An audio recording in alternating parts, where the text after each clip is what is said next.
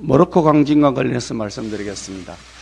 아프리카 북서부 모로코에서 발생한 규모 6.8의 강진으로 인한 사망자가 2,000명이 넘은 것으로 전해지고 있습니다. 산악 지역으로 수색과 구조가 어렵고 중상의 부상자가 많아 인명피해는 더욱 커질 것으로 예상됩니다. 천년 고도에서 발생한 갑작스러운 지진으로 큰 아픔을 겪고 있는 모로코 국민께 깊은 애도를 표합니다. 맨손 구조 소식이 전해지고 있는 등 인력과 장비, 구호 물품의 지원이 절실한 것으로 생각되는데 우리나라도 적극적인 지원과 민간 차원의 도움이 신속히 이루어질 수 있도록 협조해 드려야 할 것 같습니다.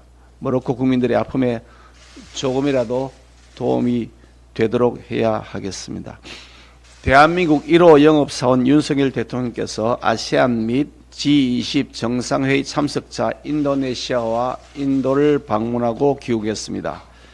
대통령은 각국 정상들과 연이어 회담을 갖고 경제 성과 창출과 2030 부산 엑스포 유치를 위한 지지 호소 등으로 큰 성과를 거두었습니다.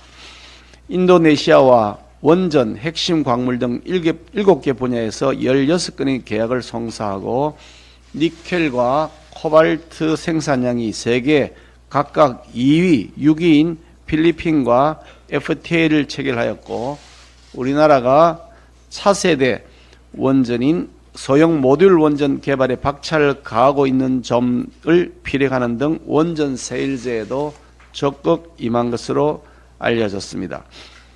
녹색 기후 기금에 3억 달러를 출연하고 전쟁 중인 우크라이나에 내년 3억 달러, 2025년부터는 추가로 20억 달러를 더 지원하는 ODA 프로그램도 발표했습니다.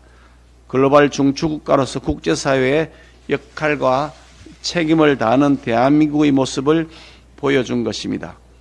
국익을 최우선으로 하는 대통령의 외교가 세계의 주목을 받고 있는 가운데 야권 4당이 주도한 지난 토요일 서울 도심 집회에서 대통령을 향해 뼛속까지 외놈이라고 하는 막말까지 등장했습니다.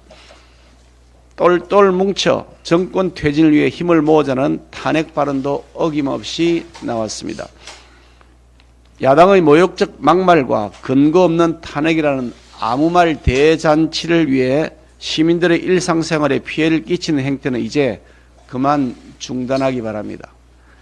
현재의 줄어드는 참석자 규모가 증명하듯이 괴담과 선전선동, 대통령에 대한 망언과 악담으로 가득 찬 집회는 국민들로부터 외면받을 수 없다는 사실을 직시하기 바랍니다. 당리당략적 목적으로 괴담을 생산하고 유통시키는 캐캐묵은 구태로 국민을 속였던 광우병 괴담은 이제 더 이상 통하지 않습니다. 지난 대선에서 국민 주권을 찬탈하려는 치밀한 선거 공작이 있었다는 충격적 사실이 드러났습니다. 김만배 신학님의 인터뷰를 악의적으로 편집해서 허위 사실을 만들어내고 그것을 대선을 불과 3일 앞둔 시점부터 선거일 직전까지 뉴스타파, JTBC, MBC, KBS, YTN 등을 통해 마구잡이로 퍼날랐습니다.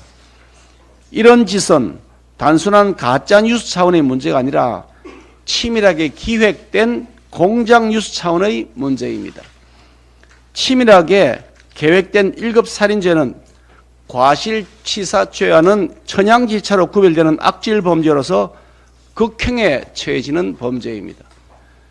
이번 대선 조작 사건은 언론 자유를 핑계로 음흉하게도 뒷공문에서 자신들의 권력을 위해 조작, 공작, 선동질, 조공질한 중대 사안입니다. 언론의 자유는 진실 보도를 위해 존재하는 것이지 가짜뉴스를 고의적으로 생산, 유통하는 것을 허용하기 위해 존재하는 권리가 결코 아닙니다. 가짜 조작 뉴스를 고의로 생산, 유통하는 짓을 언론 자유라고 우기는 야권과 이에 동조하는 일부 언론의 주장은 진실 보도를 위해 지금도 치열하게 현장에서 취재하고 고민하는 많은 정상 언론인들을 도매금으로 못 오가는 것입니다. 사전에 치밀하게 기획하여 교통사고를 가장해 살인죄를 저지른 큰 범죄에 대하여 과실치사죄를 적용하자는 것은 허용될 수 없는 궤변인 것과 마찬가지 이치입니다. 선거 조작, 여론 조작, 대선 조작을 해도 되는 반역 면허는 어느 누구도 가지고 있지 않습니다. 추악한 돈 거래와 권력 욕구로 얽힌 사기꾼들이 작당 모의에서 민의를 악의적으로 왜곡해 국민 주권을 찬탈하려는 선거 공작은 자유민주주의의 근본을 허물어버리는 국기문란으로서 가장 사악한 범죄이며, 그래서 제가 사형에 처해될 중대한 반국가 범죄라고 강조하고 있는 것입니다. 바로 그런 이유로 3.15 부정선거의 주범이 사형에 처해졌던 적도 있습니다. 일부 언론 매체뿐만 아니라 지난 정권의 친문 검찰도 대선 공작을 완성하는 데 공을 세운 것으로 드러나고 있습니다. 당시 검찰 대장동 수사팀은 2021년 말 남욱과 조우영을 조사하면서 윤석열 후보의 커피 대접설이 사실이 아니라는 점을 이미 파악하고 있었음에도 불구하고 대선 사흘 전부터 가짜 조작 뉴스를 통한 광범위한 선거 공작이 진행되고 있었는데도 그것을 그대로 방치했습니다. 범죄 행위가 벌어지고 있는 사실을 뻔히 알면서도 제지하기는커녕 도리어 조장한 셈입니다.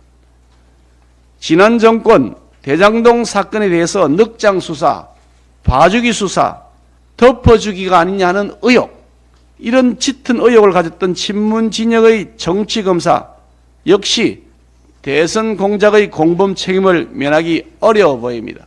진실의 광장에 세울 때가 다가오고 있습니다.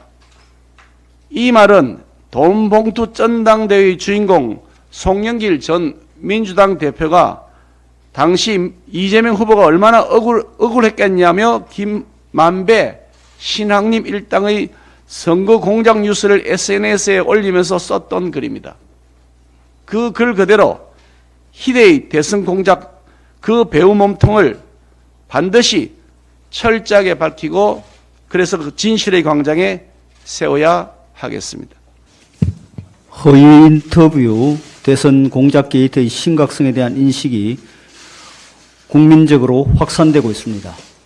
어제 공개된 여론조사에 따르면 허위 인터뷰와 관련해 가짜뉴스 유통은 국기문란이라는 주장에 동의하는 응답자가 53.3%로 동의하지 않은 응답자 24.7%보다 압도적으로 많았습니다.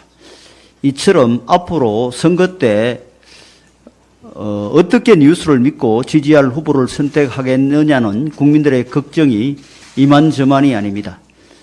김만배 신학님 허위 인터뷰 사건의 실체가 대선 조작 정치 공작이라는 점이 갈수록 분명해지고 있습니다. 뉴스타파의 가짜 인터뷰 보도를 미리 알고 있었다 한 이재명 대표의 SNS 게시물, 친민주당 언론들의 팩트체크 없는 집중 포화, 친명 정치권 인사들의 동시다발적 화력 집중, 그리고 민주당 출신 법무부 장관 하에서 모든 것을 알고 있었을 문재인 정권 검찰과 법무부의 방조 묵인 등 이 모든 일련의 과정과 정황은 이번 사건이 조직적인 대선 조작 정치 공작일 수밖에 없다는 결론을 향해 가고 있습니다.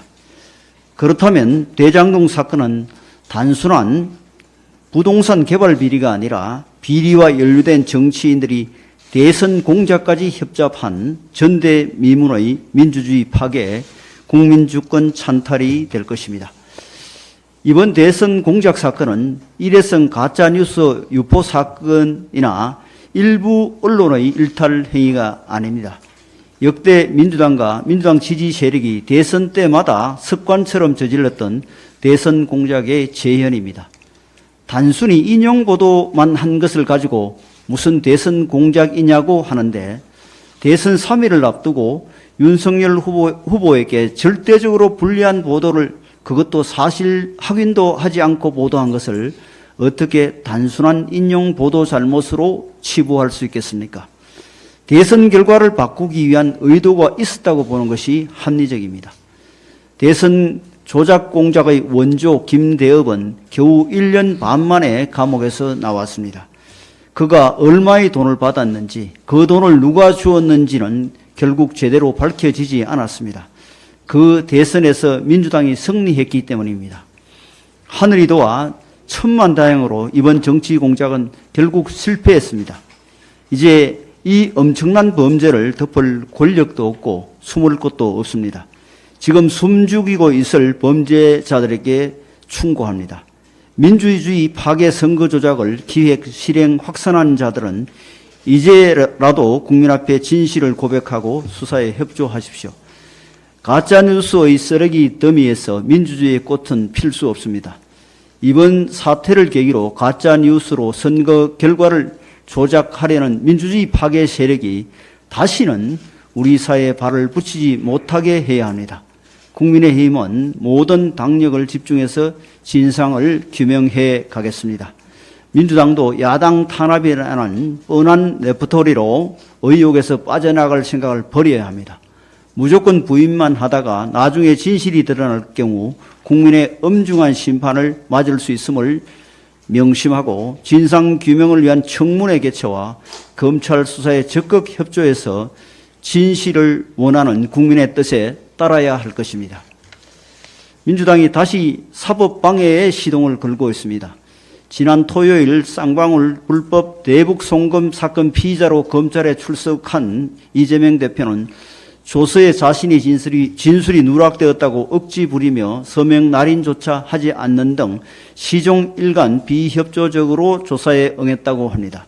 피의자가 조서에 날인하지 않으면 증거로 인정되지 않는 점을 이용해 구속영장 청구를 지연시키려는 꼼수로 보입니다.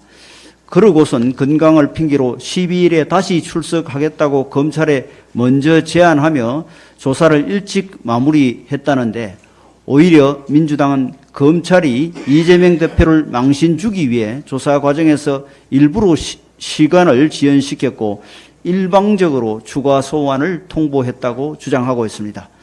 검찰은 단식하고 있는 야당 대표를 구급차까지 대기시키며 불러서 조사하는 게 부담스럽지 않을 수 없고 국민들께서도 촉각을 곤두세우며 지켜보시는 것을 잘 알기에 시간을 끌거나 추가 소환이 필요한 방식으로 조사를 할 리가 없습니다.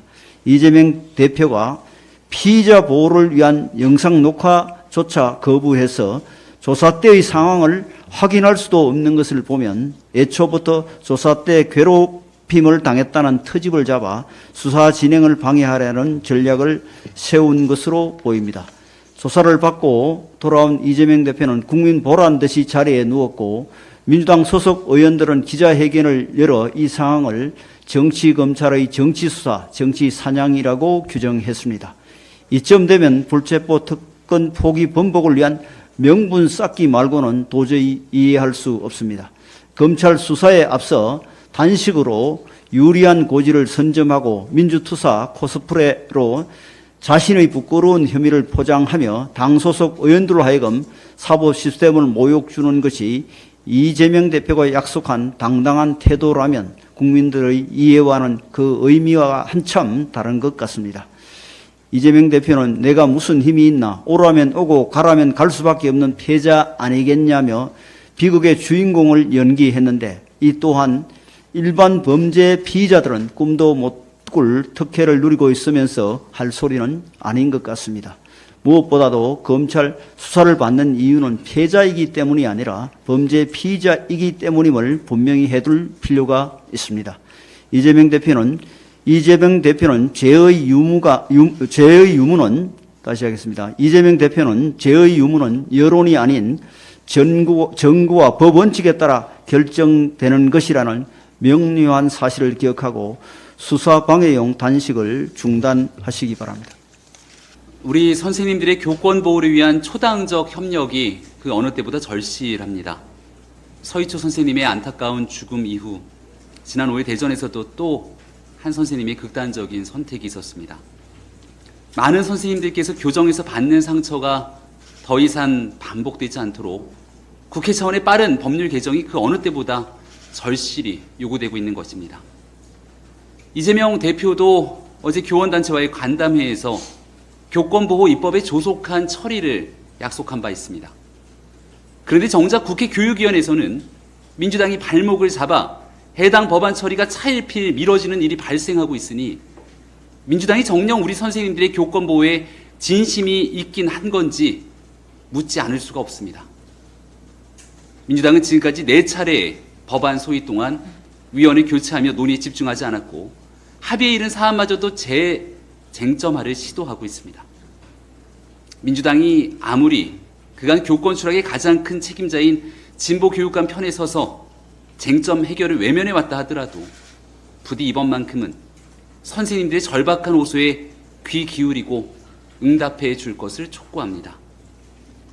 교권 보호 입법은 이제 선택의 문제가 아닙니다. 9월 21일 본회의에 교권 보호를 위한 법안 처리가 이루어질 수 있도록 민주당의 적극적 노력을 다시 한번 촉구합니다. 선생님들이 느끼는 고통과 상처에 큰 책임감을 느낍니다. 대한민국 선생님들이 다시 한번 긍지와 자부심을 가지고 교육에 매진할 수 있도록 국민의힘과 윤석열 정부는 최선을 다하겠습니다.